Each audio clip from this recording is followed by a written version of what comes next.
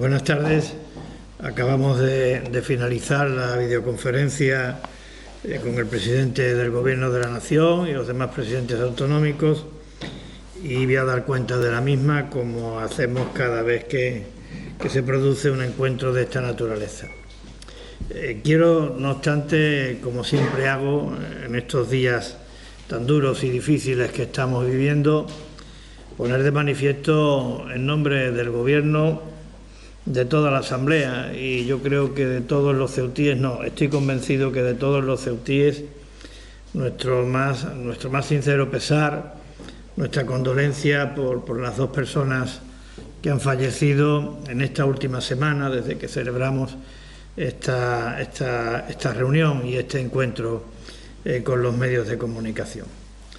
Dos muertes muy dolorosas en las circunstancias en las que se han producido, y vaya también, junto con esta manifestación de condolencia, nuestra solidaridad, nuestro apoyo y nuestro consuelo, si es posible, para los familiares y amigos de los fallecidos. También quiero transmitir aliento y esperanza a quienes están padeciendo la enfermedad, porque de esta enfermedad se sale, y quiero que no les falte de ninguna manera esa condición de esperanza para ver la luz en el túnel, y no solamente es una esperanza que ellos puedan tener, los corazones de bien de todos los ceutíes están detrás del deseo de que recuperen su vida normal y de que recuperen fundamentalmente la salud. Y también, en tercer lugar, como siempre hago, el reconocimiento de todos nosotros a quienes están librando la batalla en la primera línea de combate, a nuestros sanitarios, a nuestros policías, a los que forman parte de la cadena alimentaria, a los que hacen posible que el resto de personas puedan estar confinadas y protegiendo su salud. A todos ellos, mi más sincero reconocimiento, junto con mi agradecimiento. La videoconferencia se ha iniciado, como siempre, con una intervención por parte del presidente del Gobierno, en la que ha tratado fundamentalmente tres temas. Uno de ellos es relativo a Europa, las gestiones que por parte del Gobierno de la Nación se está haciendo ante las instancias comunitarias para lograr una respuesta europea, conjunta, solidaria de estas instituciones para afrontar tanto la pandemia desde la perspectiva sanitaria como, sobre todo, en lo que concierne a las actuaciones que habrá que llevar a cabo para la recuperación económica y social de la Unión Europea, de esta Unión a la que todos pertenecemos y que se justifica en base a la cohesión y a la solidaridad. En eso yo creo que el presidente del Gobierno no va a encontrar falta de apoyo por parte de ninguna administración pública española, y me atrevo a decir que tampoco por parte de ninguna fuerza política. Todas, al unísono, creo que van a apostar por esa respuesta solidaria y cohesionada de la Unión Europea ante una situación absolutamente extraordinaria y que de una manera u otra, con distinta intensidad, a todos nos afecta. También ha puesto el énfasis el presidente del Gobierno en las residencias de mayores y en la especial atención que hay que prestar a las mismas, cosa que compartimos. Me parece que es muy importante poner el acento en nuestros mayores, en las personas que pertenecemos, me atrevería a decir, con toda propiedad, a una generación que, sin intentar aflorar ningún atisbo de vanidad, sí es lo cierto que hemos vivido en nuestra infancia momentos difíciles, de carencias, de limitaciones, que luego crecimos en nuestra juventud en una autarquía que prácticamente era imposible, que vivimos también dificultades y desde todo punto de vista, mientras que España levantaba cabeza, y que la levantó también gracias al esfuerzo, al sacrificio y al sudor de buena parte de las personas que pertenecemos a esa generación. Con nuestra generación también llegó la democracia, la apertura, la modernidad, el progreso, el bienestar, lo que hoy somos, una de las democracias más avanzadas del mundo. Por tanto, creo que poner el acento en los mayores, en estos momentos en los que los mayores constituyen un segmento de edad más azotado por la enfermedad esta, por el coronavirus, me parece que no solamente es necesario, sino que es prueba de madurez por parte de la sociedad española. Nos da categoría el que le demos una especial atención a nuestros mayores, a estas generaciones que han hecho de España el país que es hoy. También se ha referido a la necesidad de apoyar el tejido productivo y ha anunciado que en las próximas semanas pues adoptarán medidas de esta naturaleza para atender las consecuencias sociales y económicas del coronavirus. Estaremos pendientes de estas medidas que se irán adoptando a través de los distintos consejos de ministros y la podemos valorar. Yo la primera impresión que tengo de lo que ha contado hoy, apuntado el presidente del Gobierno, es que el plan de medidas que ha acordado el Gobierno de la ciudad, ha diseñado más bien, porque ahora se tiene que desarrollar a través de los acuerdos plenarios y de resoluciones de las distintas consejerías. Pero creo que lo que hemos hecho aquí es complementario de lo que está haciendo el Gobierno de la Nación o de lo que tiene pensado hacer el Gobierno de la Nación. De alguna manera estamos cubriendo determinados vacíos de asuntos esenciales que el Gobierno de la Nación hasta ahora no ha cubierto y en los planes que tiene, según ha anunciado, pues parece que también esa parte no va a quedar al menos suficientemente atendida.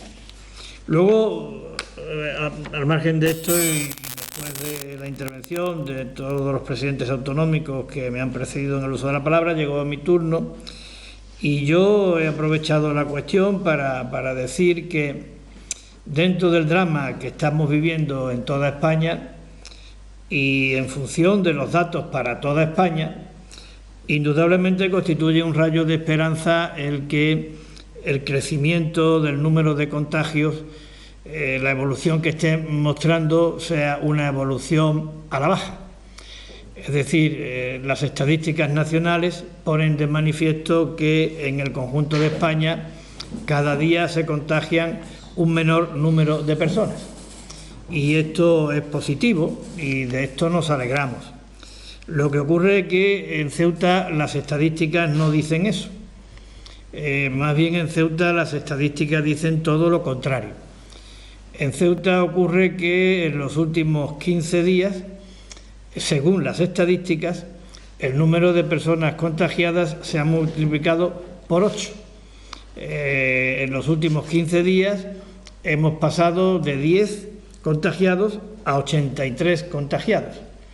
Se ha multiplicado, por tanto, por 8. Y además, según el último parte que tengo aquí delante, que es el del día 4, es decir, de ayer, el número de personas que se han contagiado desde antes de ayer a ayer, es decir, en un día, en el conjunto de España la media es de un incremento del 5,97%, es decir, aproximadamente un 6%. Mientras que en Ceuta ese incremento es de un 17,74%, es decir, aproximadamente un 18%. Eso significa que en Ceuta ahora mismo la cifra de nuevos contagiados por día multiplica por 3 a la media nacional. ¿Por qué ocurre esto? Yo sinceramente no lo sé. El Gobierno de la ciudad tampoco lo sabe. Puede haber dos posibilidades desde un punto de vista teórico. Uno, que sería el más preocupante, evidentemente, y es que en Ceuta ahora el virus se está propagando con mucha más virulencia y velocidad a como lo hace en el conjunto de España, con lo cual estaríamos en una fase muy preocupante. O puede ocurrir que ahora se estén detectando personas contagiadas que ya lo estaban hace semanas, pero que no fueron detectados en su momento, dado el escaso número de pruebas que cuando empezó la crisis en Ceuta se realizaron. Ojalá y sea esto, porque esto sería mucho más tranquilizador. Pero como no lo sabemos, pues le hemos manifestado al señor ministro de Sanidad, que también se encontraba presente en la reunión, nuestra inquietud y nuestra preocupación, que no es ninguna intención de alarmar, sino es única y exclusivamente una intención de llamar la atención, porque estas estadísticas hay que asociarlas al hecho particular de Ceuta, particularidad que se corresponde con dos circunstancias. Una, que somos una isla, a efectos sanitarios como en otros muchos, una isla. Y la segunda, que nuestra capacidad de respuesta hospitalaria, medida en términos de número de médicos, número de camas ordinarias o convencionales, número de camas en cuidados intensivos, medidos en términos per cápita, son sensiblemente inferiores a las medias nacionales. Por tanto, motivo también de preocupación. Se lo hemos dicho al ministro con la intención de que valoren la situación y, si lo estiman adecuado, actúen en consecuencia. Si lo estiman adecuado, pongan a disposición de la ciudad de Ceuta los recursos extraordinarios necesarios para fortalecer nuestra capacidad de respuesta hospitalaria, tal como se ha hecho de manera acertada con nuestra querida y hermana ciudad de Melilla. También he manifestado en la reunión que seguimos teniendo necesidades, carencias acuciantes en los equipos de protección para la policía local, para las personas que atienden en las residencias a nuestros mayores, para muchas personas que en el ámbito competencial de la ciudad tienen una situación de alto riesgo. Seguimos teniendo carencias. Esperemos que se resuelvan prontamente, según ha anunciado el propio presidente del Gobierno, pero yo sí he subrayado, porque además estaba delante y quería hacerlo, el gesto de solidaridad que ha tenido la Junta de Andalucía con Ceuta, en virtud del cual ya han llegado a Ceuta, o están a punto de llegar, ya han llegado, me confirma el señor consejero, 15.000 mascarillas que van a significar un alivio importante para estas personas que en el ámbito competencial de la ciudad también están en la primera línea de combate y también merecen todo nuestro apoyo y, por supuesto, nuestra cobertura para protegerlos debidamente.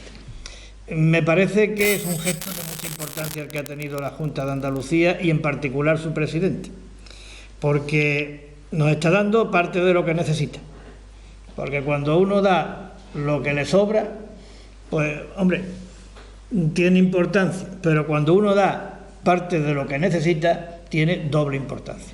Yo le he dicho públicamente, y ahora lo repito, que será un gesto que los ceutíes de cualquier color político, porque esta protección de las personas que están en alto riesgo no distingue de colores políticos ni de ideologías. Esto es en beneficio de todos los ceutíes.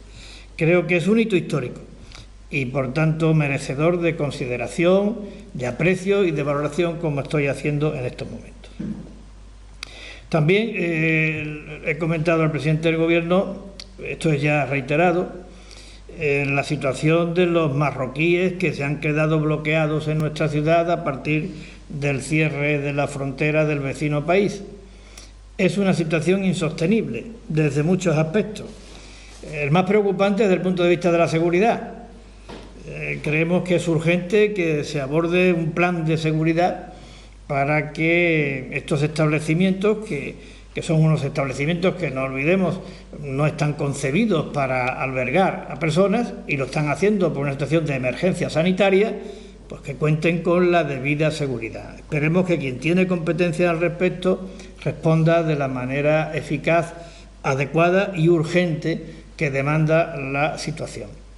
La situación es insostenible y además no resulta fácil de entender, por lo menos para el Gobierno de la ciudad, porque se trata de inmigrantes y en Ceuta hay un centro para el alojo de inmigrantes, centro de estancia temporal de inmigrantes. No resulta fácil de entender por qué no van al centro de estancia temporal de inmigrantes, con lo cual muchos de los problemas que ahora tenemos, entre ellos el de la seguridad, se quedaría o se vería resuelto.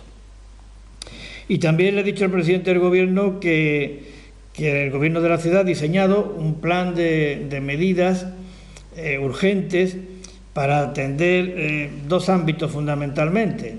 Uno, las situaciones de emergencia social, y otro, la necesidad de apoyar a nuestro tejido productivo y en particular de apoyar a las microempresas y a los autónomos de Ceuta.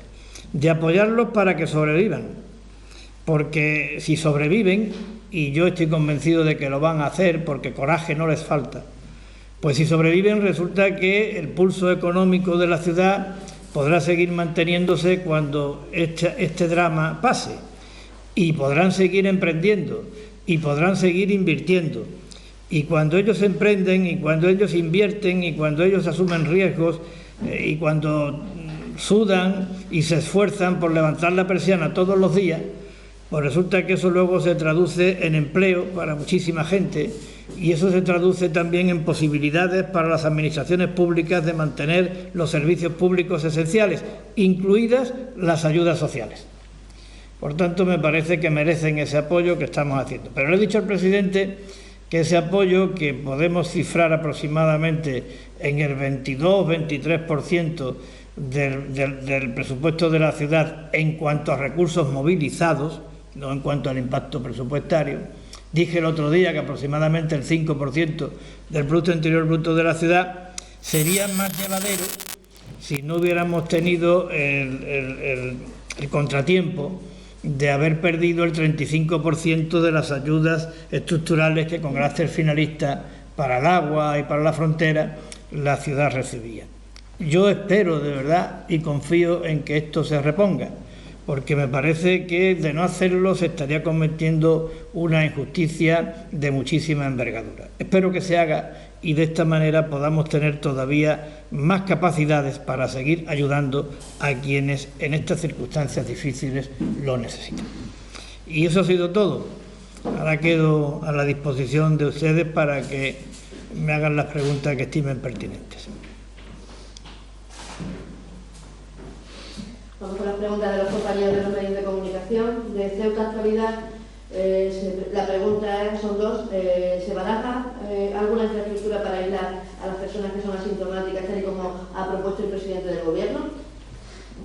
Y esa es una. Y la segunda sería: el Gobierno de la Nación ha anunciado 1 millón de test rápidos a las comunidades. Si sabe ya cuántas podrían recaer. En relación con la primera pregunta, yo creo que el Gobierno de la ciudad se anticipó a la puesta a disposición del INGESA, del Ministerio de Sanidad, de infraestructuras de la ciudad que pudieran servir para alojar o tratar a personas afectadas por la enfermedad o que tuvieran que ser aisladas como consecuencia de la enfermedad. Y me estoy refiriendo concretamente al Hotel Puerta de África, más la solicitud que hicimos para que se habilitara a estos mismos fines el Parador Nacional de la Muralla. Están puestos a disposición del Ministerio de Sanidad y, como dije el otro día, se utilizarán cuando, cómo y para qué las autoridades sanitarias de Ceuta, en colaboración con nuestro consejero y su equipo, pues decidan. Y para lo que lo decidan, insisto. En consecuencia, creo que eso responde a la pregunta que me hacía en primer lugar el medio. En cuanto a la segunda pregunta, pues no sabemos el número de test que nos van a llegar, porque tampoco el presidente ha establecido una asignación o distribución de los mismos para las distintas comunidades. Ha dicho que es un número, me parece que de 1 millón de test, ¿no?, aproximadamente, pero no ha establecido qué criterio. Sí me parece haber entendido de su intervención que también dependerán de las necesidades que tengan cada territorio. En consecuencia, no podemos establecer aquí un cálculo automático en función de la población. Será en función de las necesidades de cada territorio. Y, por tanto, hay que esperar a que se pronuncie el Ministerio de Sanidad al respecto. Pregunta a los compañeros del Foro de Ceuta: ¿qué opinan sobre las críticas que ha recibido el paquete de medidas sociales y económicas anunciado el pasado viernes? Las críticas por parte de sindicatos y algún partido de la oposición, que aseguran que el plan da la espalda a la mayoría social en tiempos de crisis.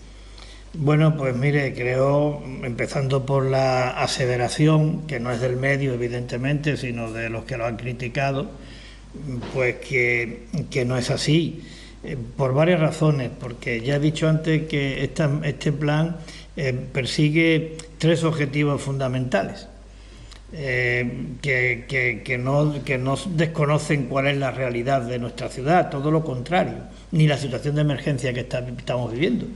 Uno, colaborar con el Ingesa en todo lo que sea necesario para la compra de material sanitario. Me parece a mí que eso es una prioridad que nadie discute. El segundo es atender situaciones de emergencia social. Bueno, los alojamientos que hemos tenido que llevar a cabo, la posible y esperemos que pronta eliminación del hacinamiento del centro de menores, el refuerzo considerable de las ayudas para alimentos, las previsiones necesarias para el tema de la ayuda a domicilio, becas de comedor, es decir, situaciones de emergencia social y refuerzo de las partidas correspondientes que van destinadas a quienes más lo necesitan. Y en tercer lugar, la otra es las microempresas y los autónomos. 3.600 microempresas, de las cuales 2.000 son autónomos. Claro, si nadie les echa una mano a estas personas, que lo que han recibido hasta ahora del Gobierno de la Nación es la posibilidad de comprometer créditos para financiar las consecuencias de la crisis, pero créditos que alguna vez habrá que devolver, nosotros entendíamos que necesitaban ayudas directas sin necesidad de devolver. Y creo que es un segmento muy sensible de la población de Ceuta. Sensible por lo que afecta a ellos directamente y sensible por el impacto que tienen en el empleo. Porque claro, estamos hablando de 3.600 empresas, 2.000 autónomos, pero que a su vez crean mucho empleo y mucha actividad y mucha vida. Por tanto, creo que teniendo en cuenta los objetivos, se ha considerado de una manera muy clara esas necesidades de índole social. Hemos dado el primer paso, que es diseñar el plan. Ahora nos queda llevarlo a la práctica. Vamos a hacerlo de manera celérica, porque esto no estamos para pensarlo mucho. La gente las dificultades las está teniendo hoy y está esperando tener respuesta de sus administraciones, si es posible, hoy. Y si no es posible hoy, mañana. Y con esa celeridad vamos a actuar. También hemos recibido muchos mensajes de apoyo en cuanto a las medidas. Algunos se han publicado, otros no se han publicado, pero quiero decir que también hemos recibido muchos mensajes. Y a quienes lo critican, lo que yo les animo, sinceramente, es a que aporten ideas y que enriquezcan el documento final, porque en una situación de esta, como dije el otro día, estamos todos para arrimar el hombro y a nosotros las críticas no nos parece que sean un componente destructivo, pueden ser un componente constructivo y me consta que la consejera de Economía y Hacienda va a iniciar inmediatamente contactos con los sindicatos para explicarles cuál es el orden de prioridades que hemos establecido. No estamos hablando de la reforma laboral ni de cuestiones que afecten a las condiciones laborales, es decir, no estamos hablando de ámbitos específicos de los sindicatos. Estamos hablando de autónomos, estamos hablando de emergencia social y estamos hablando de sanidad, pero no obstante, cualquier aportación que puedan hacer, bienvenido sea. Y con los grupos políticos, pues desde mañana vamos a empezar ya a trabajar, también a definir un poco cuál es el procedimiento a seguir para celebrar estos plenos que tenemos que celebrar. El paquete de medidas es muy amplio, pero hay algunas que tienen que tener acuerdo de pleno, concretamente el expediente de modificación de créditos en el presupuesto, las operaciones de financiación y algunas de las medidas de carácter fiscal. Para eso, pues, queremos instrumentar los mecanismos que dentro de la ley lo podamos hacer para, de manera telemática, llevarlo a cabo. Otra pregunta por parte de los compañeros del Foro de Ceuta. Se habla de que hay personas con problemas de adicción en La Libertad y en el Santa Amelia.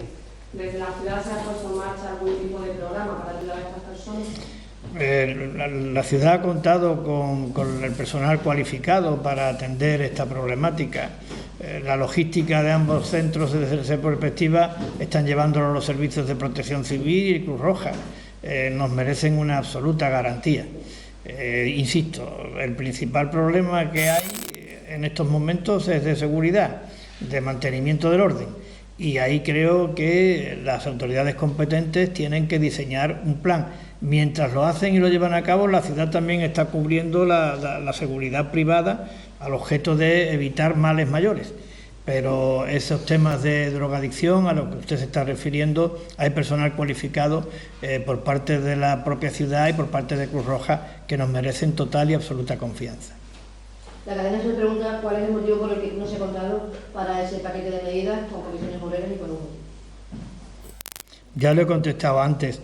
El paquete de medidas tiene 3 objetivos fundamentales.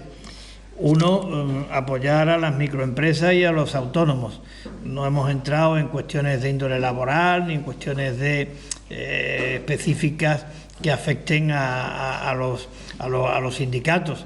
El segundo objetivo era atender las emergencias sociales derivadas de situaciones de dificultad de esta crisis sanitaria, y la tercera, colaborar con el Ingesa. Con todos estos interlocutores sí que hemos hablado, pero este no es un documento cerrado. Se irá materializando y formalizando a través de las resoluciones que se puedan y deban de adoptar por las consejerías o por el Pleno. Y quien tengan algo que aportar, y yo estoy seguro que los sindicatos pueden aportar, pues lo van a poder hacer. Mañana, se va a reunir o va a entrar en contacto con ellos, reunir virtualmente, va a entrar en contacto con ellos la consejera de Hacienda y podrán realizar sus aportaciones. Pregunta también de la cadena SER. ¿Tiene la ciudad liquidez para pagar de inmediato, en un mes aproximadamente, las facturas que están pendientes a los proveedores? En eso estamos, es decir, tengan en cuenta los compañeros de la cadena SER que, como dije yo el otro día, vamos a utilizar nuestras capacidades de endeudamiento para poder sacar adelante este plan de medidas. La movilización de recursos es aproximadamente de 70 millones de euros, lo he dicho antes. Eso significa el 23% del presupuesto de la ciudad y eso significa el 5% del Producto Interior Bruto de Ceuta. Podemos hacer este esfuerzo financiero, podemos utilizar nuestra capacidad de pedir préstamos, porque creo que nos hemos pegado varios años reduciendo la deuda de la ciudad. Yo creo que en una cantidad absoluta cercana a los 100 millones de euros. Eso nos pone en una situación de solvencia apropiada, adecuada, posible, para poder acudir a un mayor nivel de endeudamiento que nos permita atender estas necesidades de liquidez a las que usted se está refiriendo. Pregunta también de la cadena SER y de Onda Cero, la misma pregunta, si se va a hacer algo por parte de la ciudad autónoma para controlar a aquellos que acuden al mercado sin respetar las normas dictadas por las autoridades sanitarias, para evitar que se repitan imágenes como las del pasado sábado. Bueno, mire usted, ahí hay dos cuestiones que yo creo que tenemos que considerar. La primera es una que hace referencia a la responsabilidad cívica o social. Yo creo que hay que transmitir al conjunto de la ciudadanía que es necesario cumplir con las normas que marcan las autoridades sanitarias, sea en el mercado, sea en un centro comercial, sea en cualquier sitio. Es decir, cuando uno cumple con las normas sanitarias, está cuidando de su salud, pero está cuidando de la salud de los demás. Y cuando digo los demás, digo a todos los demás. Está cuidando la salud de sus familiares más queridos, de sus amigos, de todos. Por tanto, ese es mi primer mensaje, que hay que cumplir con las normas que marcan las autoridades sanitarias. Y si tiene uno que ir al mercado y para abastecerse de los productos básicos y de los alimentos, lo puede hacer guardando las distancias correspondientes y por tanto también se puede hacer como se hace en un supermercado. En segundo lugar, el dispositivo de los medios coercitivos o de asesoramiento o policiales, como cada uno lo quiera denominar, para que se cumplan estas normativas. Ese dispositivo lo realiza la Delegación de Gobierno, utilizando para ello a la Policía Nacional, a la Guardia Civil, a la Policía Local y al Ejército.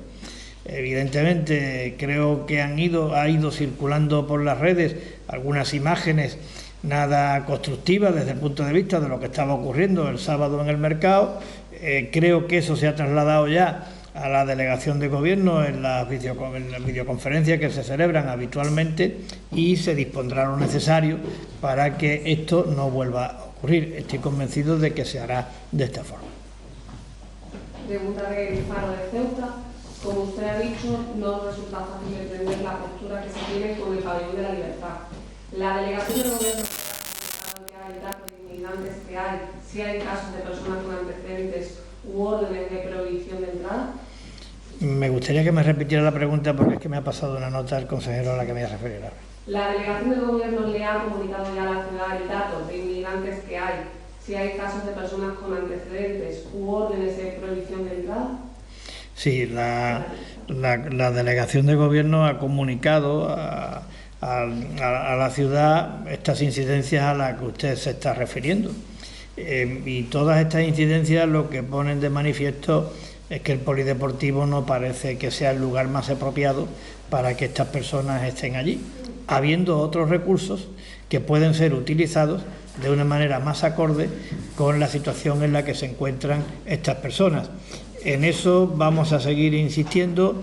Eso mismo le he dicho yo hoy al presidente del Gobierno y eso mismo seguiremos diciéndole de forma reiterada cuantas veces sea necesario en las videoconferencias de coordinación que con la delegación de Gobierno celebramos a diario.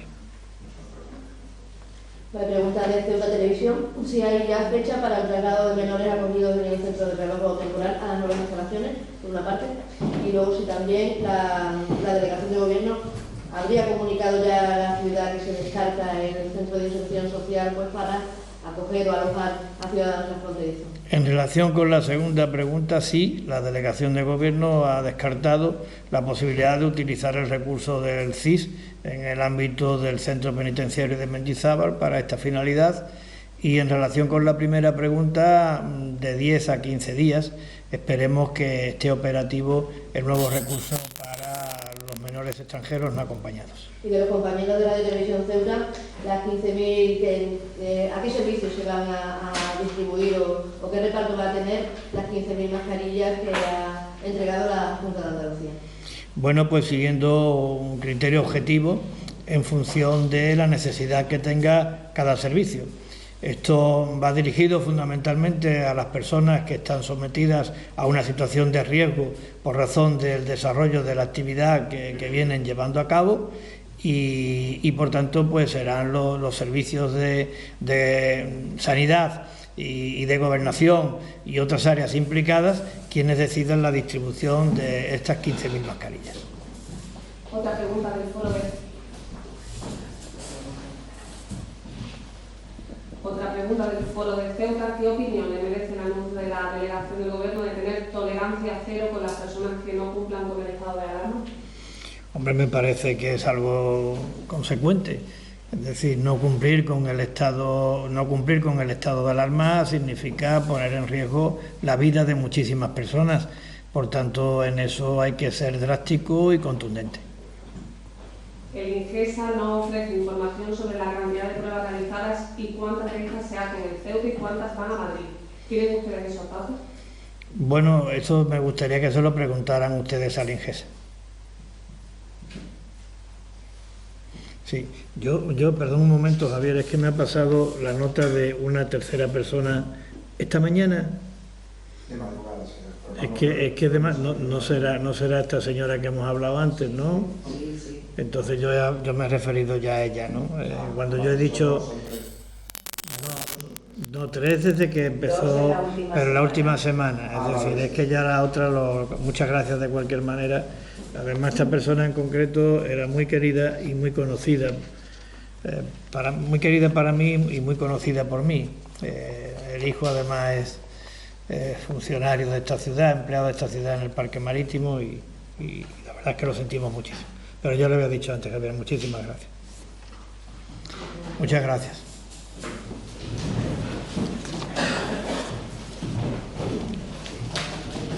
Claro, es que los del INGESA no...